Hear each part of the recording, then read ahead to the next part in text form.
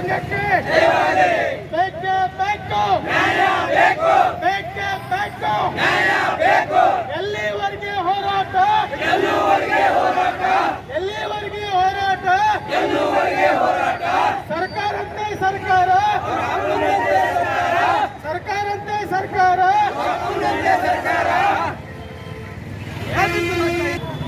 ವೃತ್ತದಲ್ಲಿ ಜಿಲ್ಲೆಯ ಬೇರೆ ಬೇರೆ ತಾಲೂಕುಗಳಿಂದ ಆಗಮಿಸುತ್ತಾ ಎಲ್ಲ ರೈತಾಪಿ ವರ್ಗ ಎಲ್ಲರಿಗೆ ಪ್ರಣಾಮಗಳನ್ನು ಸಲ್ಲಿಸುತ್ತಾ ಇಂದು ನಾವೆಲ್ಲರೂ ಭ್ರಷ್ಟ ಸರ್ಕಾರದ ವಿರುದ್ಧ ಗಟ್ಟಿ ಧ್ವನಿಯಾಗಿ ನಾವೆಲ್ಲರೂ ಮಾತನಾಡುವಂತಹ ಸಂದರ್ಭ ಒದಗಿ ಬಂದಿದೆ. ಕಳೆದ ತಿಂಗಳಲ್ಲಿ ಆಗಸ್ಟ್ ತಿಂಗಳಲ್ಲಿ ಸುಮಾರು 15 ದಿನಗಳವರೆಗೆ ನಿರಂತರ ಮಳೆಯಾಯಿತು. ಆ ಮಳೆಯಿಂದ ತೊಗರಿ ಇರಬಹುದು, ಹತ್ತಿ ಇರಬಹುದು, ಉಳ್ಳಿಗಡ್ಡೆ ಇರಬಹುದು, ಈ ತರ ನಾನಾ ರೀತಿಯ ಬೆಳೆಗಳು ಅತಿವೃಷ್ಟಿಯಿಂದ ಸಂಪೂರ್ಣವಾಗಿ ಹಾಳಾಗಿ ಹೋಗಿದೆ. ಆದರೆ ವಿಜಯಪುರ ಜಿಲ್ಲೆಯಲ್ಲಿ ಜಿಲ್ಲಾಡಳಿತ ಕೇವಲ ದೋಣಿ ನದಿ ದಂಡಿಗೆ ಬೆಳೆ ಹಾಳುವಂತ ರೈತರನ್ನ ಸರ್ವೆ ಮಾಡ್ರಿ ಅಂತ ಮಾರ್ಗಸೂಚಿ ಬಂದಿದೆ.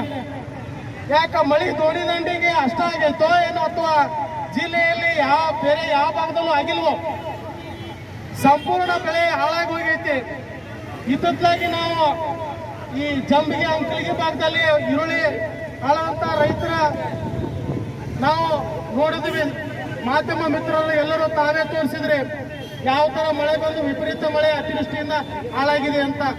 ಲಕ್ಷಾಂತರ ರೂಪಾಯಿ ಖರ್ಚು ಮಾಡಿ ಬಿತ್ತು ಬೆಳೆದು ಸಾಲ ಸೂಲ ಮಾಡಿದಂತ ರೈತರಿಗೆ ಇವತ್ತು ಸರಿಯಾದಂತ ಬೆಲೆ ಸಿಗ್ತಾ ಇಲ್ಲ, ಬೆಳೆ ಬರ್ತಾ ಇಲ್ಲ, ಇಳುವರಿ. ಅಂತ ರೈತರಿಗೆ ನಮಗ ನ್ಯಾಯಯುತ ಒಂದು ಪರಿಹಾರವಾಗಿ ಗ್ರಾಮದಿಂದ ಗ್ರಾಮಕ್ಕಿರಬಹುದು ಜಮೀನುಗಳಿಗೆ ತೆರಳಲಿಕ್ಕೆ ರಸ್ತೆಗಳು ಸಂಪೂರ್ಣ ಮುಚ್ಚಿ ಹೋಗಿದ್ದಾವೆ. ಅದಕ್ಕೆ ಅಲ್ಲಿ ಆ ರಸ್ತೆಗೆ ನೂರಾರು ಸಾವಿರಾರು ಜನ ರೈತರು ತಮ್ಮ ಜಮೀನುಗಳಿಗೆ ಹೋಗ್ತಾ ಇರುವಂತ ರಸ್ತೆಗಳು ಮುಚ್ಚಿ ಹೋಗಿರೋದ್ರಿಂದ ಅದನ್ನ ದಯವಿಟ್ಟು ಅದನ್ನ ಆದಷ್ಟು ಸರ್ವೆ ಇಲಾಖೆಯಿಂದ ಹದ್ದುಬಸ್ತಗೊಳಿಸಿ ರೈತರಿಗೆ ಒಂದು ಪಕ್ಕಾ ರಸ್ತೆ ಮಾಡಿಕೊಟ್ರೆ ಆ ಸಾವಿರಾರು ಜನ ರೈತರಿಗೆ ತಮ್ಮ ಕಡೆಯಿಂದ ಬಹಳಷ್ಟು ಅನುಕೂಲ ಆಗ್ತದೆ ಜಿಲ್ಲಾಡಳಿತದಿಂದ ಅನ್ನುವಂಥ ನಮ್ಮ ಬೇಡಿಕೆ ಇದೆ. ಇನ್ನು ಕೆಲವೊಂದಿನ ಏನಪ್ಪಾ ಅಂದ್ರೆ ಗ್ರಾಮ ನಕ್ಷಲೆ ಇಲ್ಲದೆ ಇರುವಂತ ಏನು ಸಮಸ್ಯೆಗಳಿದಾವಲ್ಲ, ಆ ಬಂಡಿದಾರಿ ಅವು ನಮ್ಮ ಜಿಲ್ಲೆಯಲ್ಲಿನೇ ಕನಿಷ್ಠ 10,000 ರೈತರು ಮುಂದೆ ಬರ್ತಾರೆ. ಅಂತ ಬೇಡಿಕೆಯನ್ನು ತಾವು ಏನಾದರೂ ಪ್ರೆಸ್ ಮೀಟ್ ಮಾಡಿ ಏನಾದರೂ ತಾವು ಹೇಳಿದ್ರೆ ಅಂತ ಸಮಸ್ಯೆಗಳು ಜ್ವಲಂತ ಇದಾವೆ ಸರ್. 30-40 ವರ್ಷದಿಂದ ರಾಜ್ಯ ಸರ್ಕಾರಕ್ಕೆ ಇದುವರೆಗೂ ನ್ಯಾಯ ಕೊಡಕ್ಕಾಗ್ತಿಲ್ಲ ಅಂತ ರೈತರಿಗೆ. ಆ ರೈತ ಏನ್ ಮಾಡಿದಾನ, ತಮ್ಮ ಇಲಾಖೆಯಿಂದನೇ ಸುಮಾರು ಲಕ್ಷಾಂತರ ರೂಪಾಯಿ ಬೆಳೆ ಅದೇ ಜಮೀನಿನಲ್ಲಿ ಹಾಳಾಗಿರುವಂತದನ್ನ ಮಾನ್ಯ ತಾಲೂಕಾ ದಂಡಾಧಿಕಾರಿಗಳು ಅಧಿಕೃತವಾಗಿ ಒಂದು ಎಸ್ಟಿಮೇಟ್ ಕೊಟ್ಟರು ಕೂಡ ಸರ್ಕಾರ ರೈತನಿಗೆ ಪರಿಹಾರನೂ ಕೊಟ್ಟಿಲ್ಲ, ಅವನಿಗೆ ಹಾದಿನೂ ಕೊಟ್ಟಿಲ್ಲ.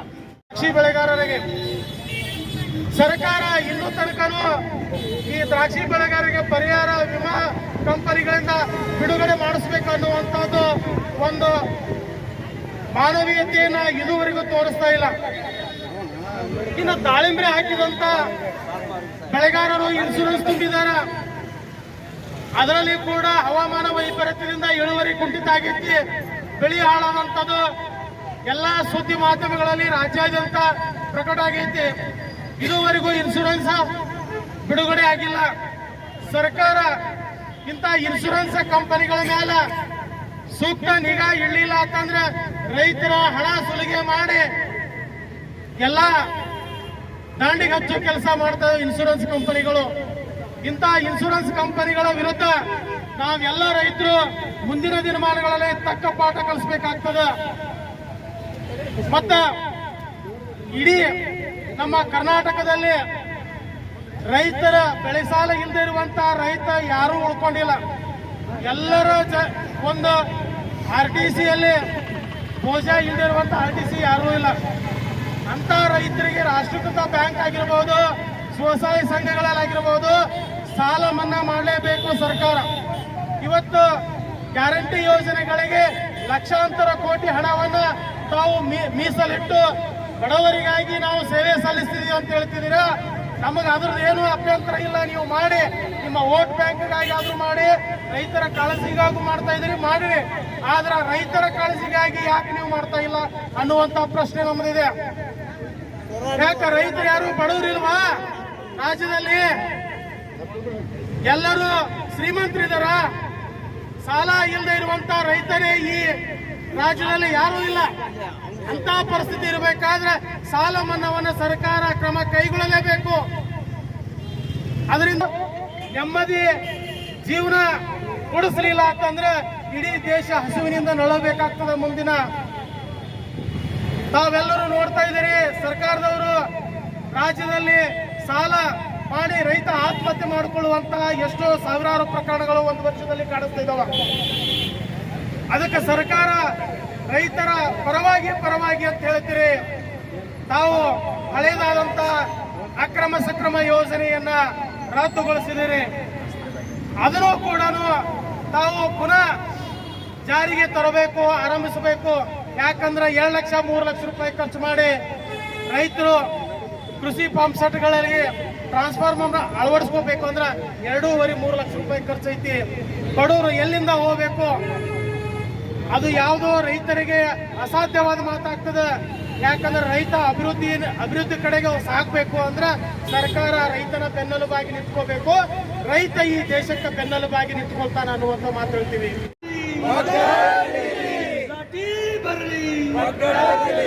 ಸರ್ಕಾರ ಅಂತೆ ಸರ್ಕಾರ ಪರಿಹಾರ ನೀಡಲೇಬೇಕು.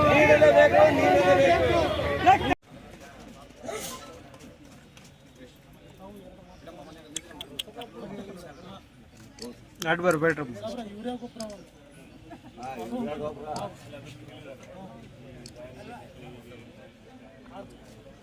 ಸರ್